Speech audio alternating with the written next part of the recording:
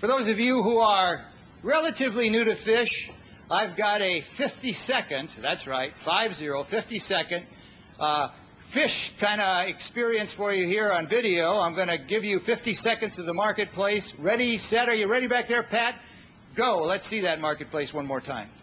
Come on, somebody buy a fish!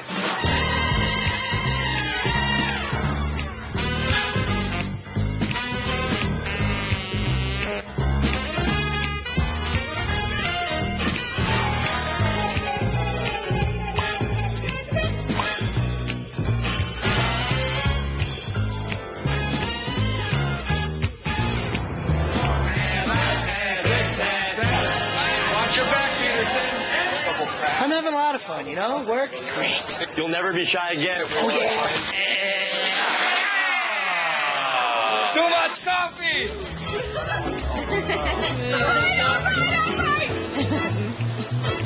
Holy mackerel!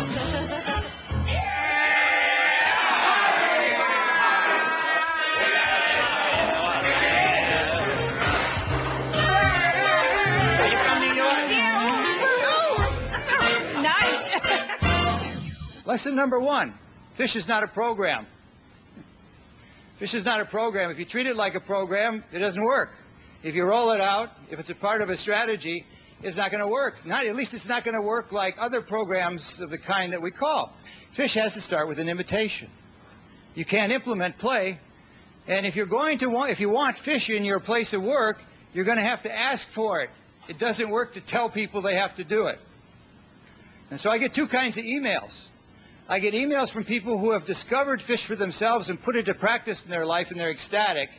And I get emails for people who have been told to be more fishy and they resist it. And they hate it. You know?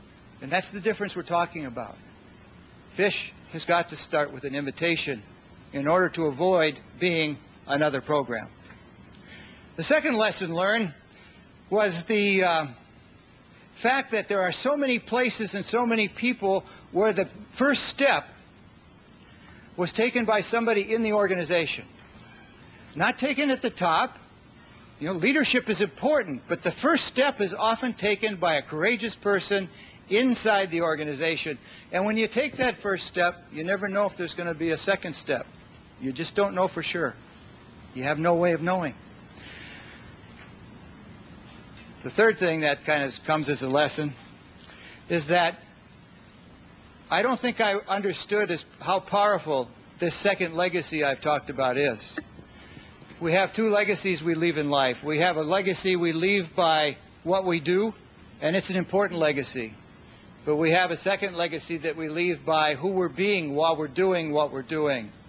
And that second legacy is the one that's really caught me by surprise as being as powerful as it is. 3 examples, quick ones. First, Paul Wellstone passed away in this last year, our senator from the state of Minnesota. And when somebody at that level passes away, there are a lot of events to celebrate. You hear a lot about it. But you know what was surprising to me is that some of the stories I heard for the first time. And the story that I remember that really stuck out was a story about Paul when he was invited to the White House.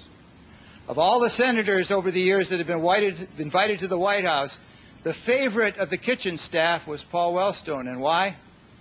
Because he took the time to go back and thank them after he'd had a meal there.